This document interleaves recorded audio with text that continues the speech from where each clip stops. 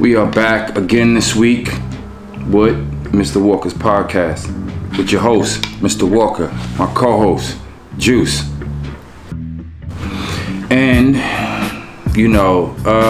we are coming off of a week of another senseless killing of a rapper, and things are starting to get out of control. For me, because I am a historian, hip-hop historian, love it. It shaped and molded who I am today. I feel like it's time to talk about, some things that's going on in the world of hip-hop, with rappers, and just street shit, So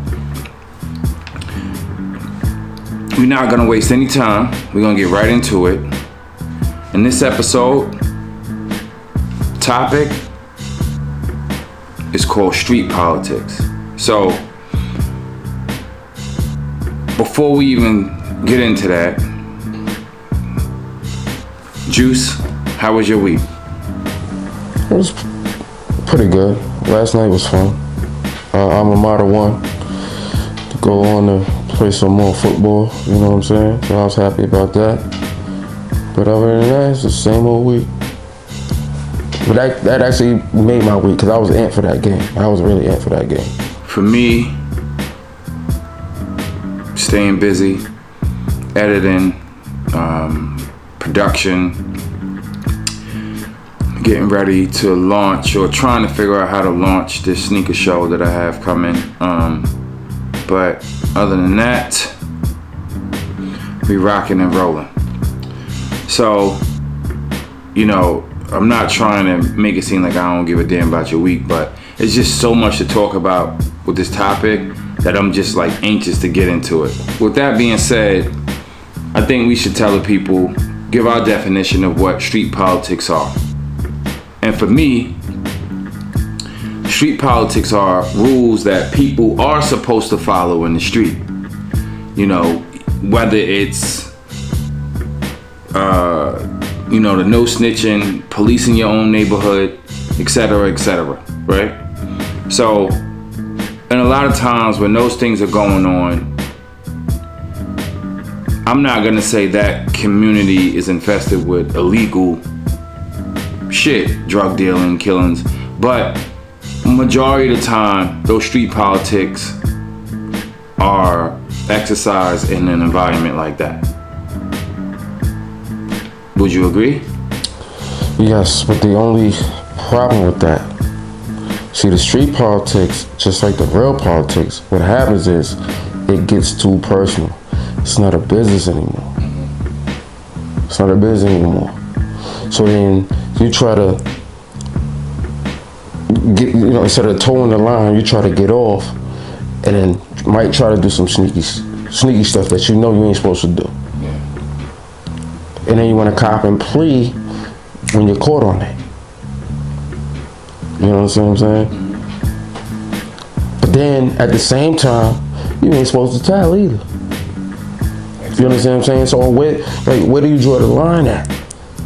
Well, I think that our age, we are definitely at an age where we seen it, we lived it, and it's over. It should be that way. I can't speak on you, but I jumped off the porch pretty early. I was in the street at 15. So, and I wanted to do it because it looked fascinating, and because the people that were in the street, they were getting things faster than me, and a bunch of shit that I wanted that my moms couldn't provide. So, being a single mother, so I just was like, yo, I'm gonna do this, I'm gonna do that, and I'm gonna get on, I'm gonna do my thing, and I'm gonna get all the shit that I need. a 9 to 5 at our age, well, at my age at the time, just didn't seem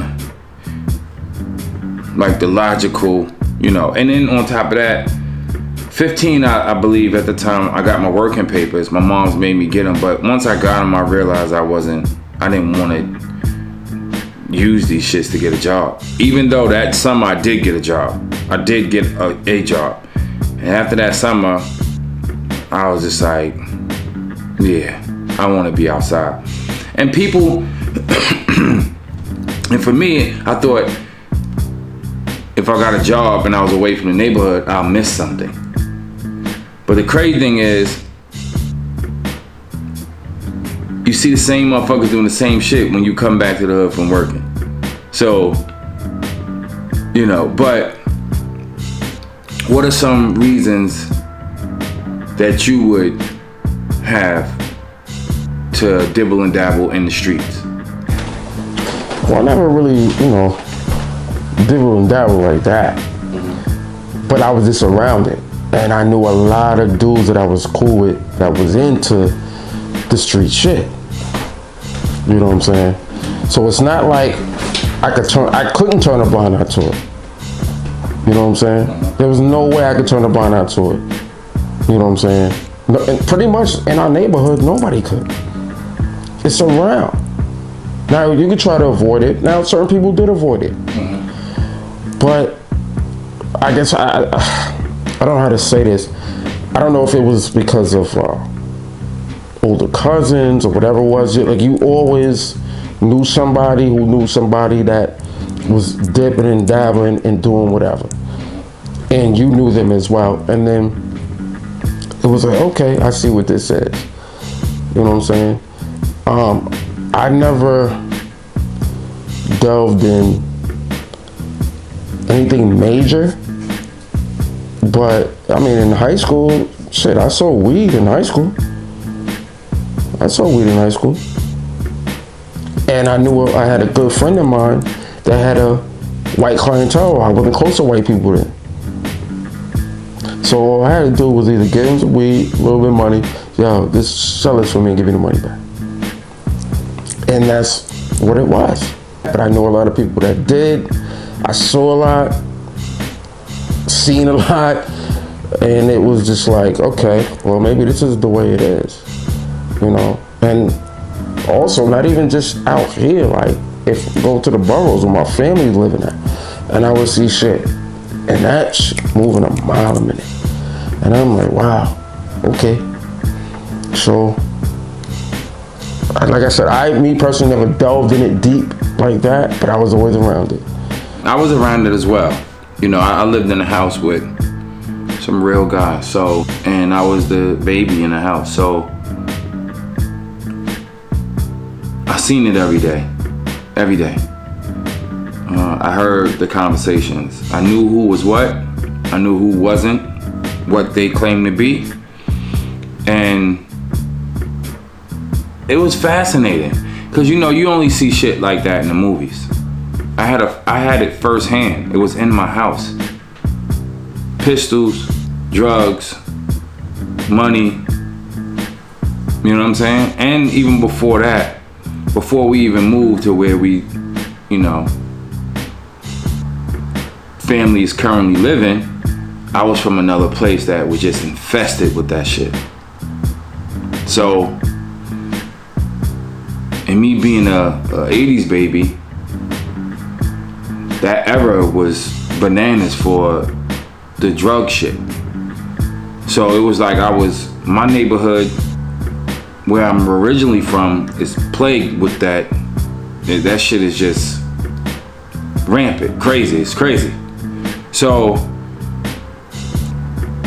even with that, speeding it up some years when I got in the street, one thing I knew jumping off the porch was, if I'm gonna be in this game, there's absolutely no snitching at all. Like, that's not even an option. You decide you want to get off this porch and be in them streets, There's no snitching whatsoever. And you gotta deal with all the problems that come your way, especially when you start getting your hands on some real cash or what they think real cash is, especially at that age.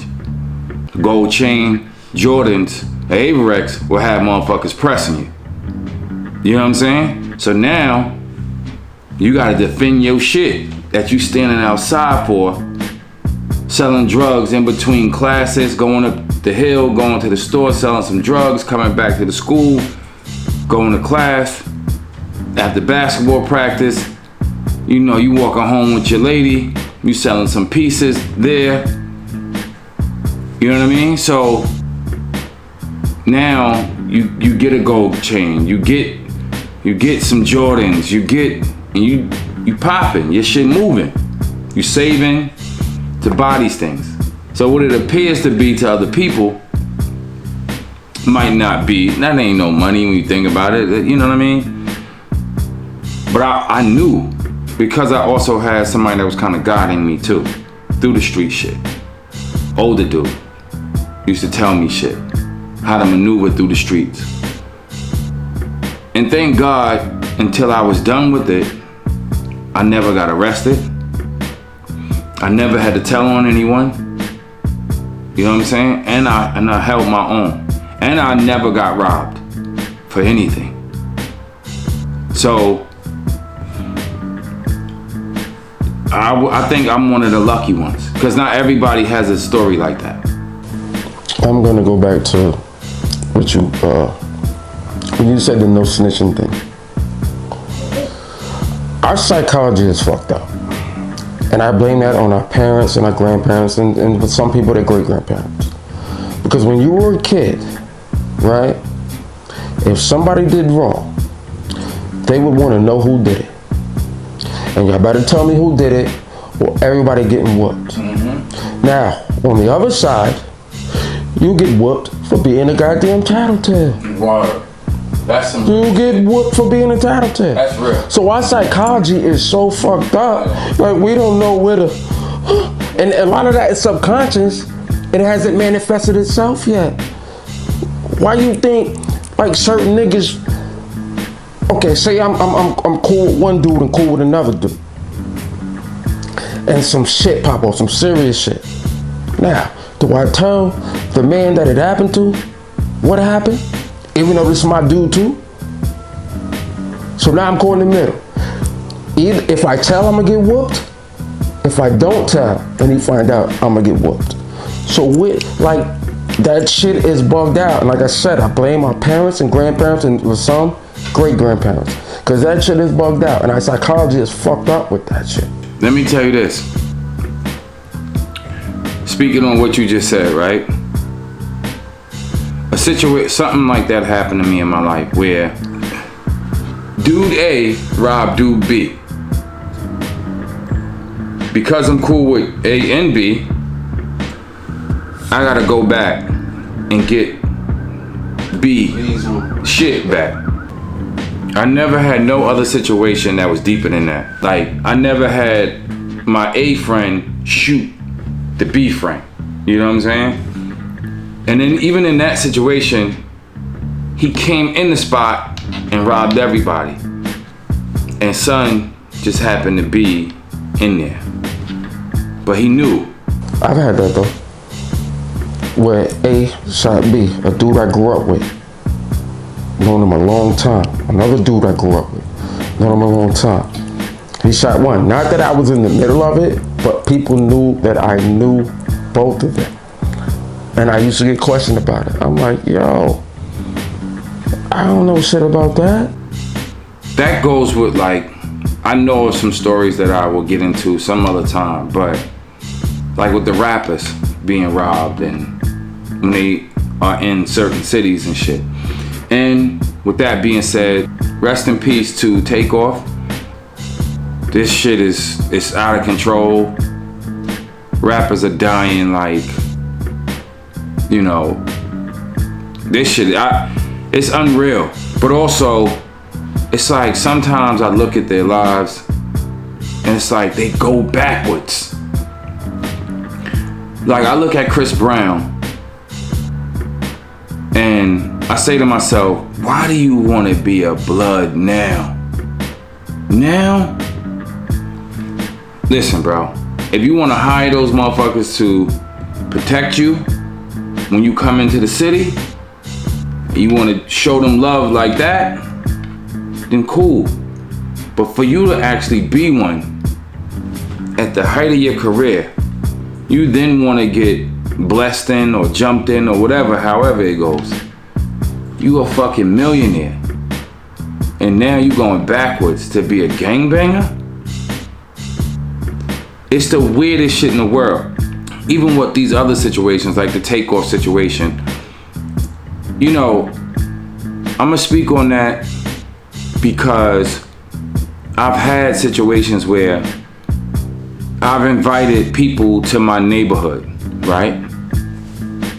Those dudes, Quavo and Takeoff, was there in the company of someone else that supposedly, quote unquote, runs the city. So while these guys are with you, they are on your watch. Nothing, absolutely nothing is supposed to happen to them. Especially if you claim that you the king of the city, or you got whatever type of ties, whatever. When these people are on your watch, bro, nothing is supposed to happen to them. And I've had situations where I've invited friends to my neighborhood, a friend to my neighborhood that's from another neighborhood that my neighborhood doesn't like. And somebody ran down on him. He was a little bit further away from me. Somebody ran down on him. I seen it from a distance. I stopped it. I pulled son to the side like, yo, listen. He was like, yo, he can't live. I said, look, when he's not with me, if you catch him slipping, that's fair game. I can't, like, I'm not his bodyguard. But while he's with me in this neighborhood, you gotta lay off of him. You gotta lay off of him. And because he knew I was serious and he know what type of person I am, he left it alone. And that's the way it should be. I'm not his bodyguard. I'm not his 24-hour bodyguard, you know. And like I said, if you catch him slipping where he's not paying attention and you run down on him, that's street shit. But if you respect me, we got a mutual respect, and you know what it could be. Hear my words. I'm not trying to punk you or anything. And I would expect you to do the same for me if I was in that situation. And he left it alone.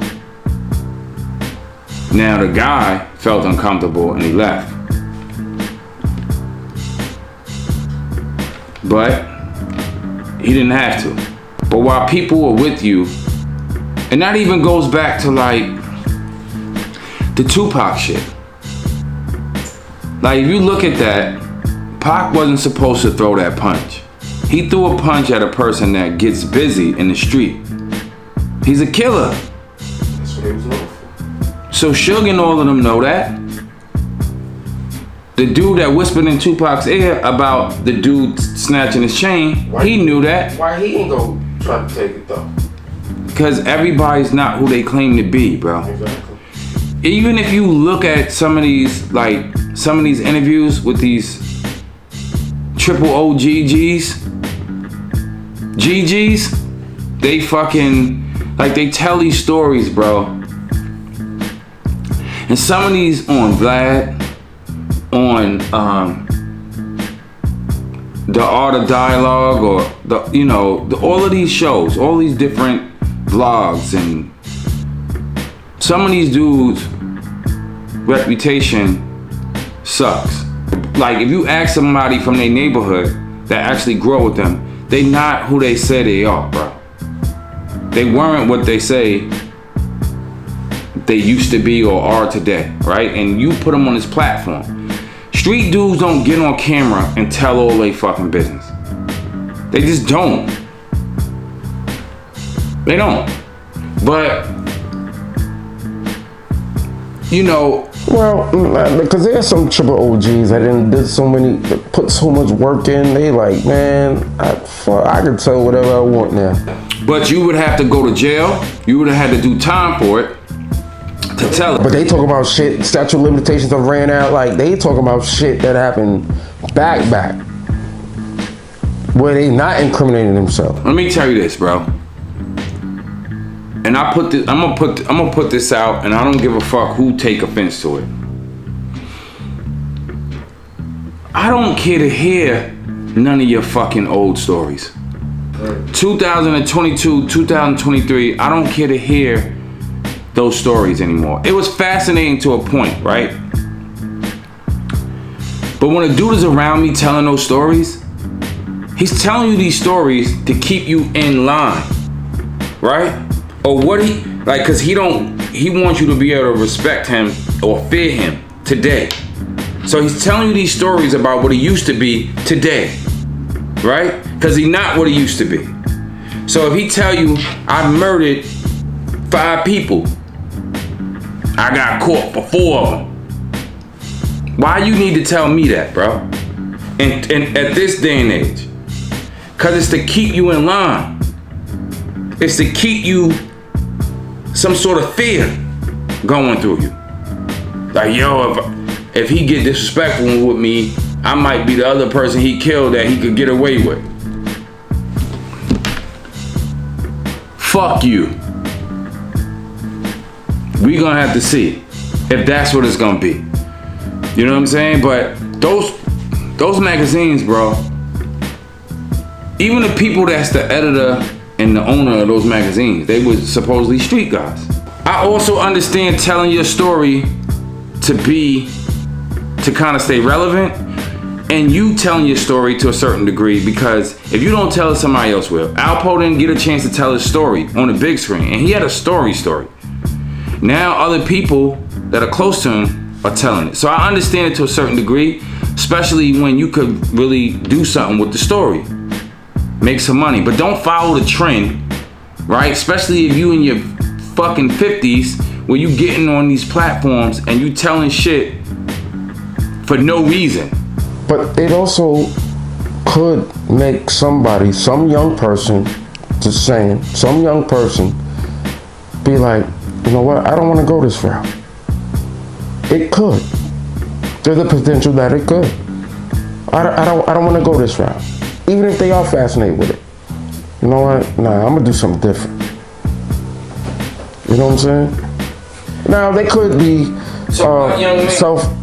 I said I don't know what young men, but I'm pretty sure there's a young man out there that I've seen or read them stories, heard them stories, to be like, I don't want to be like that. Nah, I don't think it is. So you're not even gonna give the 1% of somebody that. No. Let me tell you why. And it depends on who you telling the story to. Now, for instance, listen to this. If a street guy is in the hood telling street stories, and how he did this, that, and the third, that shit is like fucking hanging a juicy, dripping piece of steak in front of a lion, right? It's fascinating. This lion is fucking hungry. He know what that shit is, and he wants it. I get it. When the OGs that used to be whoever they used to be back in the day, when they telling them stories in the neighborhood, it's fascinating. Kids want to be that, bro. So they know who they telling it to. And there is no 1% when it comes to that shit. There is no 1%. Now, if you sitting amongst some kids from the valley telling these stories, yeah, they gonna be fascinated about it, right? But then again, I can't even say that, because they want, these kids in other neighborhoods that didn't grow up like we did, they want to be us so bad until the shit hit the fan. What was the time? So it depends on who the OG is telling it to. And majority of the time, the OG that's talking that shit is telling it to fucking pups that want to be a big dog. Right? Because if that was the case, nigga, write a book, sell that shit, and put it on the shelves and bookstores and shit. Instead of fucking being in the neighborhoods where you know these kids are gonna be fascinated with these stories that you're telling, and you sitting amongst them telling them every fucking day. Like I said, I've only seen one dude, not gonna say his name, one dude that put it out there, walked through his old projects and was talking smack where he used to live, where this other dude used to live that he know well, and blah, blah, blah, blah, blah. Leave it at that. But back to what you said about that Valley shit. Paul Mooney said it best. He said, everybody want to be a nigga, but nobody want to be a nigga. Everybody want to be a nigga, because they love the culture. Mm-hmm. Love the way but they wouldn't, they don't want our credit line, they don't want our money. You know, they might take the skin as long as they can still keep that money. And you know the crazy thing, getting back to the rapper shit, it's sad that those people that have him under contract are gonna benefit the most from his death. Well, that's why I thought the record labels at. What's my man from Poor Righteous Teachers that talked that shit in the early 90s? It's like, yo, this shit is changing. They were talking about consciousness and being woke and all that shit. Listen, but white people use more woke. I hear white people use that word woke in politics more than any nigga I ever heard. And they don't even know what it means. Let me say this. The game has changed for the worse. There is no structure. There is no structure when it comes to the streets. Shit is fucked up. People are telling on each other. Friends are killing friends. Friends are setting other friends up. People are fucking recording other people dying. Shit is weird, bro. Shit is weird. That was one of the things that hurt me. I remember watching an interview that Cowboy did, Nipsey's man. I was getting ready to mention him. And he said when he was over Nipsey kept trying to get up. Now mind you, to the craziest shit is the fact that Nipsey was shot in the head. He was also, they said the first shot or one of the shots went through him and hit his spine. So he was gonna be paralyzed, even if he survived. Cowboy said while he was over him, Nipsey kept trying to get up off the ground. And he was like, yo, chill, just wait till the... Now mind you, this man is shot in the head. I think, I could be wrong about the other shot or whatever, in the neck or whatever. But he had shots and he was trying to get up. That could be nerves as well. Nerves. You could shoot a motherfucker so many times and they'd be twitching. That's the nerves jumping, bro. They dying. They bleeding out. But they, you know, but I'm telling you that I watch those videos in disbelief.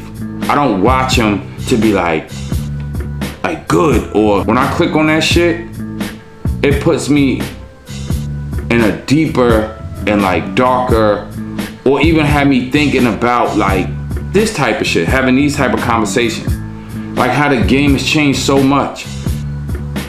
Shit. You know, as a man, I can admit, I had a slip up last year where I had to put the hands of God on someone. Punishment. Trying to be nice, a nice person, and help this person out. They took advantage of it. So, being that he's not from the neighborhood, you know, other people told him like, you know, he used to be whatever. He's different, but he's gonna approach you about the situation, and you're gonna have to fix it. He thought it was a joke. It went on for a while, and things happened. And my younger brother called me and told me that I was on the internet. Somebody actually pulled over their car while I was taking care of business in the middle of the street, and they filmed it, and they had me on the internet. When I seen it, I cringed. I couldn't believe that I allowed someone to get me out of character, or out of just the development, right? Like, I developed into a different person, and I allowed this person to take me back to me being an animal. And was it that serious? No, I could have let it go. You know what I'm saying? So I'm gonna say this, and I know you don't like hearing this shit, but I'm gonna say it anyway. John Gotti had the most perfect phrase. Don't look down, I know you don't like hearing this, but he put it in the most perfect phrase. He said, nobody has parameters anymore. Nobody goes by the rules anymore. When the shit hits the fan, they make their own rules. When the shit hits the fan, they make their own rules. Nobody has parameters. You know? Do you understand what I mean when I say that? Yeah. I even heard John Gotti say that. There's no parameters, bro. Why did you ask me if I knew what it meant? Because I'm making a face? No. Most people don't know what that means. I don't care to hear about the mafia shit. But that's why I said I know you don't want to hear it. Yeah, You know I know. that? Yeah, no, you did. Off the rip. Whether you look down or whatever, I'm gonna say it. Let me tell you why I don't. Let me tell you why. It was the truth though, right? Yeah, to a certain degree. Let me tell you this. Let's make this clear. It's not that I don't care to hear about the mob. I mean, what mention? No, but we talked. I cut you off one of the other shows when you started talking about the mob as well. I'm not talking about just right now. Yes, I did what I did, and you only mentioned it one time. But it was another show. You could date back. I know. So why you just said I made one mention? So you know I'm not just talking about now. I'm talking about prior to. So with that being said, I don't really care to hear about them because I feel like their ways of conducting business, the way that they carry themselves, and all the other things that's associated with the mob, we emulate like a motherfucker. We so fascinated with that shit. They don't give two shits about us, right? Majority of them can't stand us, right? And they make movies about their lifestyles. But we have something similar from our culture as well. We have black mobs, you know what I'm saying? But those stories never get told. Those stories never get told. And if they do, it's on a very smaller scale. And we are so fascinated with these Italian stories that we have stories of our own. So I'll be like, yo, to the people that's so fascinated with the mob shit, I'm like, well, if you're so fascinated with that, why you won't look into your own history of your own people, right? Tell those stories. Read up on those stories. That's like a motherfucker that's willing to learn.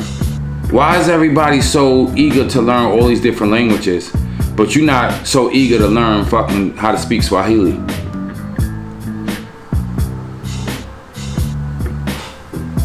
You so much in the book. Is that a shot or that's? No, it's not a shot. No, it's not a shot at you. I'm just saying, you know what I'm saying? Like people, oh, I'm gonna learn how to speak Russian, Italian, Spanish.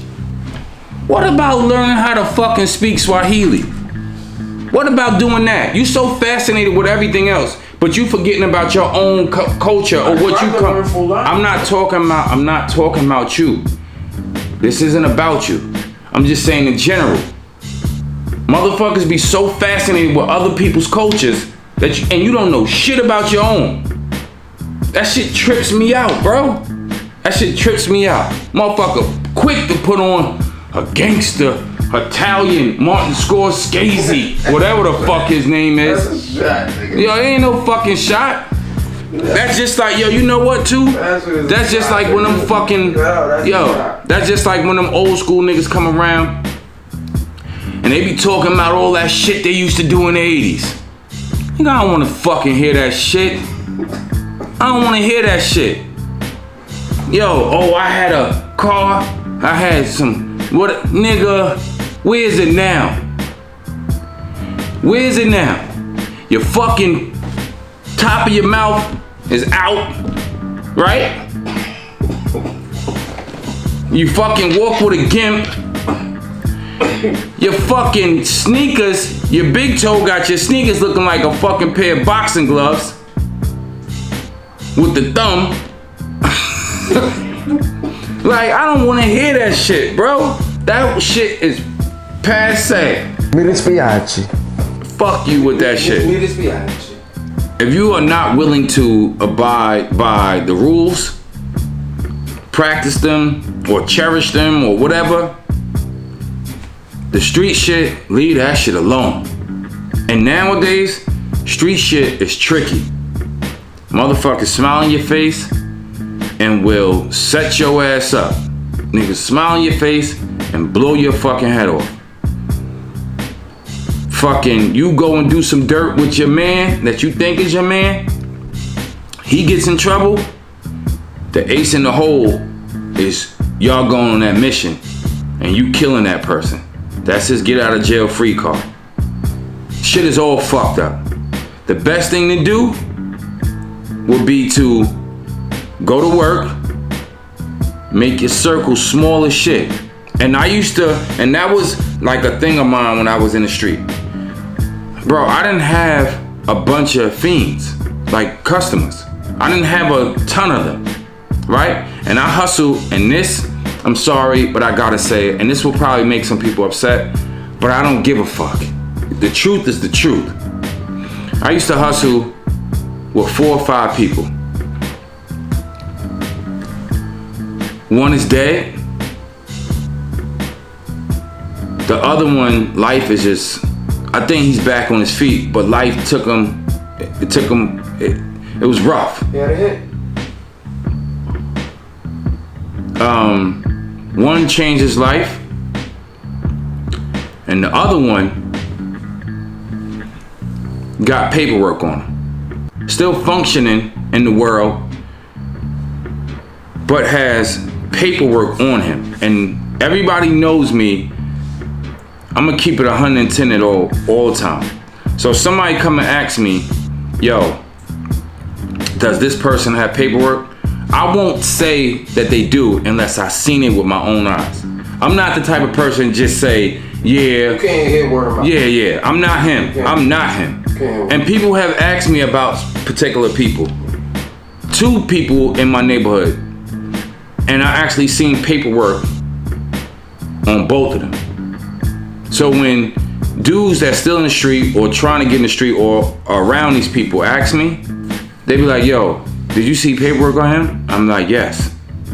Or, nah, I never seen any paperwork on him. There's 2 people in my hood right now that are fucking tattletellers. People still operate around them too.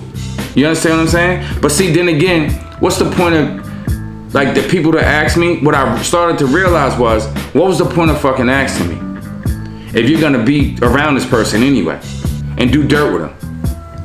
Whatever it is, any type of legal whatever. No point. What would be the reason that you asked me? You understand what I'm saying? So, like I said, even when I was in the street and I was hustling, I didn't have a bunch of, I had 2 great ones that spent some good money, and then the other 3 was just kind of like, you know. And that's why it took me longer at times to get things that I thought I needed, gold chains and Jordans, because I was also still going to school. You understand what I'm saying? So I couldn't stay outside with these motherfuckers all night and hustle. I had to be in the house at a certain time. You know what I'm saying? So I was still operating under the roof of my mom's crib, but still trying to stay under the radar. When those motherfuckers was just, they could stay out till 12 o'clock at night. You know what I'm saying? And like I said, some of them are dead, Some of them changed their lives. And one of them is a fucking snitch. So, but see, that was the thing too. That's the thing. I understood the rules of the game. And I was willing to take on whatever the fuck came my way. I would give any young man right now listening to this shit this advice. Fuck the street shit. That shit is bullshit, bro. Keep 1 or 2 friends. Keep your circle small, tight. So if anything go wrong, you could tell from the 1 or 2 people that you hang around with, you only got the chance, you could only pick from 2. Cause that's all you really fuck with. But when you fucking with everybody's your man. You cool with everybody. You're allowing everybody to come hang out at your crib. You know, I think that we had a real conversation about real shit that's going on in the world. This episode is definitely one of the episodes that should mean something to someone listening. This is no bullshit. These type of conversations and all these things that's going on in the world with black men, black boys killing each other over some bullshit. This episode definitely needs to be played for those young men. And even the guys that are still stuck trying to make the transition. It's a hard one. Trust me, I know. Making a transition from the street shit to a regular life, bro, is hard. But that shit is the test. Right there, between those two, lets you know how much of a real strong person that you could be or you are. Making the transition. With that being said, I want to thank again everyone that is listening to the show, that shares our content. We really, really, really appreciate it. Not everyone is doing it, but I'm sure you will eventually. And we won't hold a grudge. We'll try not to. Sarabella Essentials, you know, that is the official candle of Mr. Walker's podcast. And we are going to grab our glasses, my wine glass tonight. And my 30. And we're gonna close out with "We Rollin' Bitches."